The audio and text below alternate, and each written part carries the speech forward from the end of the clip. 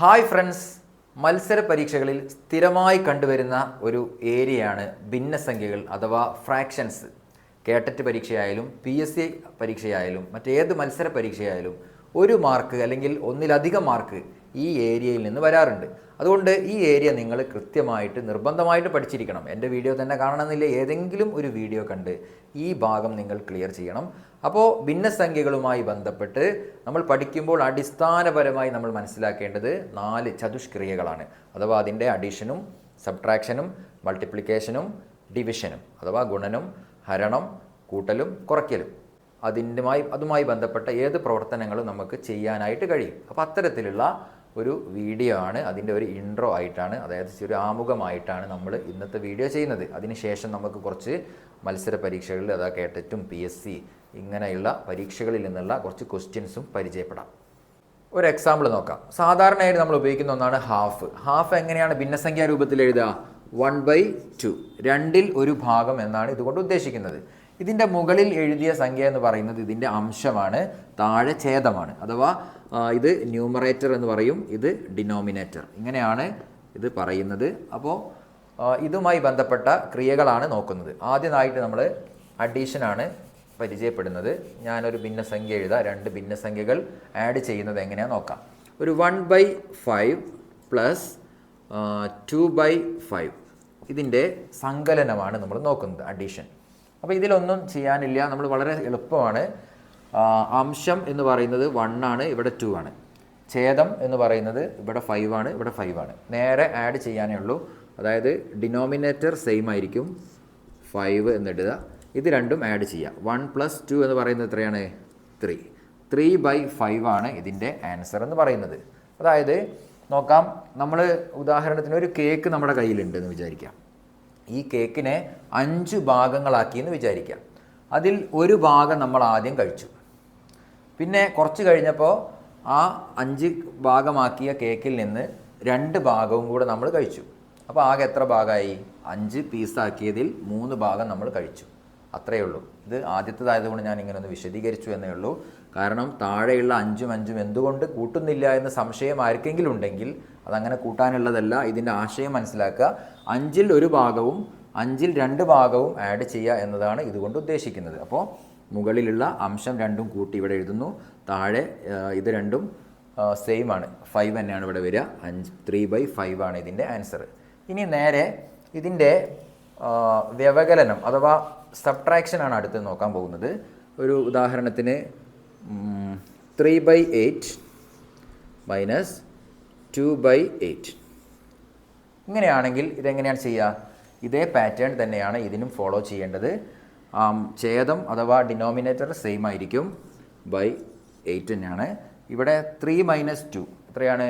3ൽ നിന്ന് 2 കുറച്ച് കഴിഞ്ഞാൽ 1/8. 1/8 ആണ് ഇതിൻ്റെ ആൻസറായിട്ട് വരിക. അപ്പോൾ ഈ 2 കാര്യങ്ങളും ആദ്യമായിട്ട് മനസ്സിലാക്കി വെക്കുക. ഇവിടെ നമ്മൾ ഡിനോമിനേറ്റർ സെയിം ആയതുകൊണ്ടാണ് നമ്മൾ ഇങ്ങനെ ചെയ്യുന്നത്. അഥവാ ഛേദം ഒരുപോലെ ആവുന്നത് കൊണ്ടാണ് നമ്മൾ ആഡ് ചെയ്യുമ്പോഴും അതുപോലെ സബ്ട്രാക്ഷൻ നടത്തുന്ന സമയത്തും കൂട്ടുമ്പോഴും കുറക്കുമ്പോഴൊക്കെ താഴെ ഡിനോമിനേറ്റർ 5 അഥവാ ഛേദമായിട്ടും ഇവിടുത്തെ ഛേദം അതേ സംഖ്യയായിട്ടും എഴുതാൻ കാരണം. ഓക്കെ, ഇത് വ്യത്യസ്തമാണെങ്കിൽ ചെയ്യുന്ന രീതിക്ക് മാറ്റമുണ്ട്. അതെങ്ങനെയാണെന്ന് നമ്മൾ അടുത്ത ഘട്ടത്തിൽ നോക്കാൻ പോവുകയാണ്. ഇപ്പോൾ ഇത് ഇത്രയും മനസ്സിലാക്കി വെക്കുക ആദ്യം കേട്ടോ. ഛേദം തുല്യമാണെങ്കിൽ വളരെ ഈസിയാണ്, മുകളിലെ സംഖ്യ കൂട്ടുക, ഛേദം അതുപോലെ എഴുതുന്നു. മൈനസ് ചെയ്യുമ്പോഴും അതുപോലെ തന്നെയാണ്. അംശത്തിൽ നിന്ന് ഇതിൽ നിന്ന് ഇത് മൈനസ് ചെയ്യുന്നു, അതുപോലെ അംശമായിട്ട് എഴുതുന്നു. പിന്നെ ഡിനോമിനേറ്റർ അതുപോലെ തന്നെ എഴുതുന്നു. ഇത്രയും കാര്യങ്ങളാണ് ഒന്നാമത്തെ സ്റ്റെപ്പായിട്ട് നമ്മൾ മനസ്സിലാക്കി വെക്കേണ്ടത്. അടുത്ത ഒരു ചോദ്യം നോക്കാം. ഇവിടെ 2 ഭിന്നസംഖ്യകൾ ആഡ് ചെയ്യാൻ തന്നിട്ടുണ്ട്. 2/4 പ്ലസ് 3/6. ഇവിടെ നേരത്തെ നമ്മൾ ചെയ്തതിൽ നിന്നുള്ള വ്യത്യാസം എന്ന് പറയുന്നത് ഇതിൻ്റെ ഡിനോമിനേറ്റർ വ്യത്യാസമാണ്. അപ്പോൾ ഇത് നേരത്തെ ചെയ്തതുപോലെ ചെയ്യണമെങ്കിൽ ഒന്നുകിൽ എന്ത് ചെയ്യണം? ഇത് രണ്ടും തുല്യമാക്കണം, ഒരുപോലെയാക്കണം, സംഖ്യ ഒരേപോലെയാക്കണം. അതിനെന്താ ചെയ്യേണ്ടത്? 4ൻ്റെയും 6ൻ്റെയും LCM കാണുക എന്നതാണ്. LCM എങ്ങനെ കാണുക? ഇവിടെ 4 എന്ന് എഴുതുന്നു, 6 ഇതിൻ്റെ LCM ആണ് കാണാൻ പോകുന്നത്. ഇത് 4ലും 6ലും പൊതുവായിട്ട് പോകുന്ന ഘടകം എന്ന് പറയുന്നത് 2 ആണ് അല്ലേ? നമുക്കറിയാം. ആ 2 കൊണ്ട് നമ്മൾ ഇതിനെ ഡിവൈഡ് ചെയ്യാൻ പോവുകയാണ്. 4ൽ എത്ര 2 ഉണ്ട്? 2 പ്രാവശ്യം പോകും. 6ൽ 3 പ്രാവശ്യം പോകും. ഇനി വീണ്ടും ഇതിനെ നമ്മൾ ചെറുതാക്കാൻ കഴിയില്ല, ഒരുപോലെ കോമൺ ആയിട്ട് പോകുന്ന ഘടകം ഇല്ല, അതുകൊണ്ട് ഇത്രയും വെച്ച് നിർത്തുക. ഇനി ഇത് 3ഉം ഗുണിക്കുക എന്നുള്ളതാണ്. 2 × 2 × 3. അപ്പോൾ എത്ര കിട്ടും? 2 2 4 4 3 12 ഇതിൻ്റെ LCM എന്ന് പറയുന്നത്. 4ൻ്റെയും 6ൻ്റെയും LCM എന്ന് പറയുന്നത് 12. അഥവാ 4നെ 12 ആക്കാൻ എന്താണ് ചെയ്യേണ്ടത്? 4 എന്ന സംഖ്യയെ 12 ആക്കാൻ 3 കൊണ്ടാണ് ഗുണിക്കേണ്ടത്. ഓക്കെ, മനസ്സിലായല്ലോ? അപ്പോൾ 3 കൊണ്ട് ഗുണിക്കണം. 3 × 4 12. അപ്പോൾ 12 ആക്കി, അടിയിൽ 12 ആക്കി. ഡിനോമിനേറ്റർ നമ്മൾ 12 എന്നതിലേക്ക് എത്തി, LCM 12 കണ്ടതുകൊണ്ട്. അപ്പോൾ മുകളിലുള്ള സംഖ്യയെയും 3 കൊണ്ട് ഗുണിക്കണം. 3 ഗുണിക്കണം 2. ഓക്കെ, എത്രയാണ്? 6. അപ്പോൾ 6/12 എന്ന ഒരു ഉത്തരത്തിലേക്ക് നമ്മൾ എത്തി. അതിനെ വീണ്ടും അടുത്ത 6 താഴെ കൊടുത്ത ഇവിടുത്തെ ഡിനോമിനേറ്ററിനെയും 12 ആക്കാൻ എന്താ ചെയ്യേണ്ടത്? ഇവിടെ നമ്മൾ 3 കൊണ്ട് ഗുണിച്ചു, ഇവിടെ 2 കൊണ്ടാണ് ഗുണിക്കേണ്ടത്. അപ്പോൾ ഗുണനം ഞാനിവിടെ എഴുതുന്നില്ല, ഞാൻ ആ സംഖ്യ എഴുതാൻ പോവുകയാണ്. 2 കൊണ്ട് ഗുണിച്ചാൽ 12 എന്ന് ഡിനോമിനേറ്റർ കിട്ടും. അപ്പോൾ ആ 2 കൊണ്ട് തന്നെ 3നെയും ഗുണിക്കണം. അപ്പോൾ എത്ര കിട്ടും? 3 ഗുണിക്കണം 2 എത്ര കിട്ടും? 6. ഇപ്പോൾ എന്തായി? 6/12 + 6/12 എന്ന സംഖ്യയായി. ഇനി ഇതിനെ നമ്മൾ ആദ്യം ചെയ്തതുപോലെ എന്ത് ചെയ്യുക? 6 + 6 എത്രയാണ്? 12. ഡിനോമിനേറ്റർ എന്താണ്? സെയിം ആയതുകൊണ്ട് താഴെ അതും എഴുതുക. അപ്പോൾ 12/12 = 1 എന്നാണ് ഇതിൻ്റെ ആൻസറായിട്ട് വരിക. ഇനി നിങ്ങൾ ഡയറക്റ്റായിട്ട് ഇതിലേക്കൊന്ന് നോക്കൂ. 2/4 എന്ന് പറയുന്നത് എത്രയാണ്? ഹാഫാണ് അല്ലേ? 3/6 എന്ന് പറയുന്നത് എന്താണ്? ഹാഫാണ്. 6ൽ 3 ഭാഗം പകുതിയാണ്. 4ൽ 2 ഭാഗം അതും പകുതിയാണ്. മനസ്സിലായല്ലോ? നിങ്ങൾക്ക് അറിയാൻ വേണ്ടിയിട്ടാണ് ഞാൻ ഇത്തരത്തിലുള്ള 2 ഭിന്നസംഖ്യകൾ എടുത്തത്. അത് തമ്മിൽ ആഡ് ചെയ്യുമ്പോൾ അരയും കൂട്ടിയാൽ 1 ആണ് ലഭിക്കുക. അപ്പോൾ ഈ സംഖ്യയുടെ LCM കണ്ടു. LCM പ്രകാരം സംഖ്യയെ നമ്മൾ മാറ്റി എഴുതി, ഡിനോമിനേറ്റർ സെയിം ആക്കി, എന്നിട്ട് ക്രിയ ചെയ്തു, ഉത്തരം 1 എന്ന് കിട്ടി. ക്ലിയർ ആയല്ലോ? ഒരു ചോദ്യം കൂടെ നോക്കാം. 1/3 + 5/8 ഇതെങ്ങനെ ചെയ്യാം? നേരത്തെ പറഞ്ഞതുപോലെ ന്യൂമറേറ്റർ ഇവിടെ തന്നിട്ടുണ്ട്, ഡിനോമിനേറ്റർ സെയിം അല്ല, ഡിഫറൻ്റ് ആണ്. അതുകൊണ്ട് നമ്മൾ ഇത് സെയിം ആക്കി മാറ്റണം. അപ്പോൾ നമ്മൾ ഇതിൻ്റെ LCM കാണാൻ പോവുകയാണ്. LCM ആണ് ഏതെന്നാണ്? 3 8. ഇതിൻ്റെ LCM കാണാൻ വേണ്ടി നമ്മൾ നോക്കുമ്പോൾ ഇവിടെ പൊതുഘടകം ഇല്ലാത്തത് കൊണ്ട് ഇത് തമ്മിൽ ഗുണിച്ചാൽ മതി. 3 × 8. അപ്പോൾ ഇതിൻ്റെ LCM കിട്ടും. എത്രയാണ്? 3 ഗുണിക്കണം 8 24 ഇതിൻ്റെ LCM ആയിട്ട് വരിക. അപ്പോൾ താഴെ നമ്മൾ 24 ആക്കി മാറ്റണം. അപ്പോൾ അതിന് വേണ്ടി നമ്മൾ എന്താ ചെയ്യേണ്ടത്? 3യെ 24 ആക്കി മാറ്റാൻ എന്താ ചെയ്യേണ്ടത്? എത്ര കൊണ്ട് ഗുണിക്കണം? 8 കൊണ്ട് ഗുണിക്കണം അല്ലേ? 8 3 24. അപ്പോൾ 8 × 3 = 24 എന്ന് കിട്ടും. അപ്പോൾ അതേ 8 കൊണ്ട് മുകളിലെ ന്യൂമറേറ്ററിനെയും ഗുണിക്കണം. 8 × 1 = 8 തന്നെയാണ്. അതിനെ ആഡ് ചെയ്യണം. എന്തുകൊണ്ട്? 5/8നെയും നമ്മൾ ഡിനോമിനേറ്റർ എന്താക്കണം? 24 ആക്കണം. അപ്പോൾ 8നെ 24 ആക്കാൻ എന്തുകൊണ്ടാണ് ഗുണിക്കേണ്ടത്? 3 കൊണ്ട് ഗുണിക്കണം. അപ്പോൾ 3 ഗുണിക്കണം 8 24. അപ്പോൾ 24 എന്നിവിടെ എഴുതി. അപ്പോൾ മുകളിലും അതുപോലെ 3 കൊണ്ട് ഗുണിക്കണം. 8നെ 3 കൊണ്ട് ഗുണിച്ചത് കൊണ്ട് ഇവിടെയും 3 കൊണ്ട് ഗുണിക്കണം. 3 × 5 എത്രയാണ്? 15 ആണ് കിട്ടുക. ഓക്കെ, ഇനി നമ്മൾ ഇത് നേരെ എഴുതി നോക്കാം. 8/24 + 15/24 ഇതാണ് നമ്മുടെ സംഖ്യ. ഇനി ഇത് ആഡ് ചെയ്യാൻ വളരെ എളുപ്പമാണ്. 8ഉം 5ഉം 8ഉം 15ഉം കൂട്ടി നോക്കുക. എത്ര കിട്ടും? 23 എന്ന് കിട്ടും. 23/24 ഇതിൻ്റെ ആൻസറായിട്ട് വരിക. ക്ലിയർ ആയല്ലോ? ഇനി നമ്മൾ LCM കാണാതെ ചെയ്യുകയാണെങ്കിൽ എങ്ങനെയാണ് ചെയ്യുക? അത് നമ്മൾ ക്രോസ് മൾട്ടിപ്പിൾ രീതിയാണ് ചെയ്യുക. അതും കൂടെ നമുക്ക് ഈ കൂട്ടത്തിൽ ചെയ്ത് കാണിക്കാം.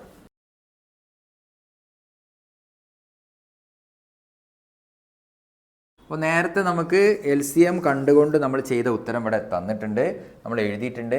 ഇനി നമ്മൾ ക്രോസ് മൾട്ടിപ്പിൾ ചെയ്യുന്ന രീതിയും കൂടെ പരിചയപ്പെടാം. അപ്പോൾ ചെയ്യേണ്ടത് 1 × 8 1 ഗുണിക്കണം 8 ഓക്കെ പ്ലസ് 5 × 3 5 ഗുണിക്കണം 3 ആദ്യം ഇതാണ് ചെയ്യേണ്ടത് ബൈ 3 × 8 3 ഗുണിക്കണം 8. ഇതിൻ്റെ ആൻസറുകളൊക്കെ ഒന്ന് എഴുതി നോക്കാം.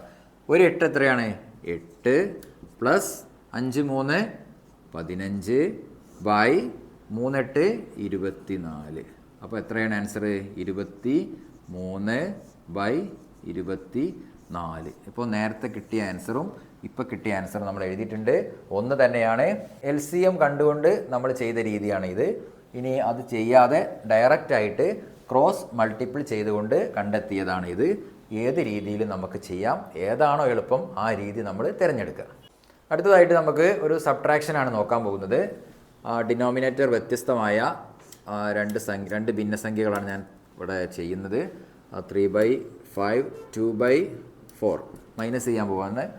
LCM കണ്ടുകൊണ്ട് നിങ്ങൾക്ക് ചെയ്യാം. LCM കണ്ടുകൊണ്ട് ചെയ്യുന്ന രീതി നമ്മൾ നേരത്തെ പരിചയപ്പെട്ടതാണ്.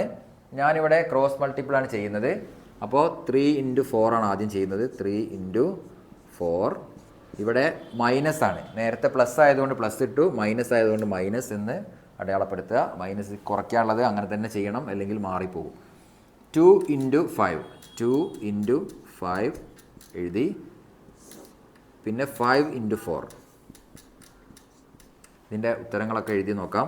3 4 12 മൈനസ് 2 5 10 ബൈ 5 4 20. അപ്പോൾ ഇതിൻ്റെ ആൻസർ എത്ര കിട്ടും? 2/20 ആണ് ഇതിൻ്റെ ആൻസറായിട്ട് വരിക. ഇനി ഇതിനെ നമ്മളൊന്ന് ചെറുതാക്കുകയാണെങ്കിൽ, ഇപ്പോൾ പരീക്ഷയ്ക്ക് ഒരു ചോദ്യം വരികയാണ്, ഇങ്ങനെ ഒരു ക്രിയ തന്നിട്ട് ഇതിൻ്റെ ആൻസർ ഏതാണെന്ന് ചോദിക്കുമ്പോൾ ചിലപ്പോൾ ഇത് അതിലുണ്ടാവില്ല. ഇതിൻ്റെ തൊട്ട് ചെറിയ രൂപമായിരിക്കും ഉണ്ടാവുക. ഇതിനെ എങ്ങനെയാണ് ചെറുതാക്കുക? ഇതിനെ 2നെ 2 കൊണ്ട് ഹരിക്കുക, അപ്പോൾ 1 കിട്ടും. ഇതിനെ ഹരിക്കുക, അപ്പം 10 കിട്ടും. 1/10 എന്ന് പറയുന്നത് ഇതേ അംശമാണ്, അതായത് ഇതേ ഭിന്നസംഖ്യയാണ്. ഇനി ഇതിൻ്റെ വലിയ രൂപത്തിലേക്ക് പോവുകയാണെങ്കിൽ, ഇതിനെ 4 ആക്കി മാറ്റുകയാണെങ്കിൽ 4/40. ഇതും സെയിം ഭിന്നസംഖ്യകളാണ്. അപ്പോൾ ഇതിനെ ചെറുതാക്കാനും വലുതാക്കാനും നിങ്ങൾ പഠിക്കണം. ഉത്തരം ഇതാണ് കിട്ടിയിരിക്കുന്നത്. മനസ്സിലായല്ലോ? അടുത്തതായിട്ട് നമ്മൾ ഭിന്നസംഖ്യകളുടെ ഗുണനമാണ് നോക്കുന്നത് കേട്ടോ. മൾട്ടിപ്പിൾ ആണ് നോക്കുന്നത്. അപ്പോൾ 3 രണ്ട് സംഖ്യ എഴുതാം, രണ്ട് ഭിന്നസംഖ്യ എഴുതാം. 3/7 × 6/8 രണ്ട് സംഖ്യ തന്നിട്ടുണ്ട്. അപ്പോൾ ഇത് ഡയറക്റ്റ് ചെയ്യാനേ ഉള്ളൂ. അതായത് 3 × 6 എത്രയാണ്? 18 ബൈ 7 × 8 56. ഇതാണ് ഇതിൻ്റെ ഭിന്നസംഖ്യാ രൂപം. ഇതിനെ നമുക്ക് എന്ത് ചെയ്യാം? ഒന്ന് ചെറുതാക്കി നോക്കാം. അപ്പോൾ ഇതിൻ്റെ 2 കൊണ്ട് ഹരിക്കുകയാണെങ്കിൽ 18നെ 2 കൊണ്ട് ഹരിക്കുകയാണെങ്കിൽ എത്ര കിട്ടും? 9 എന്ന് കിട്ടും. ബൈ ഇതിനെയും 2 കൊണ്ട് ഹരിക്കാൻ കഴിയും.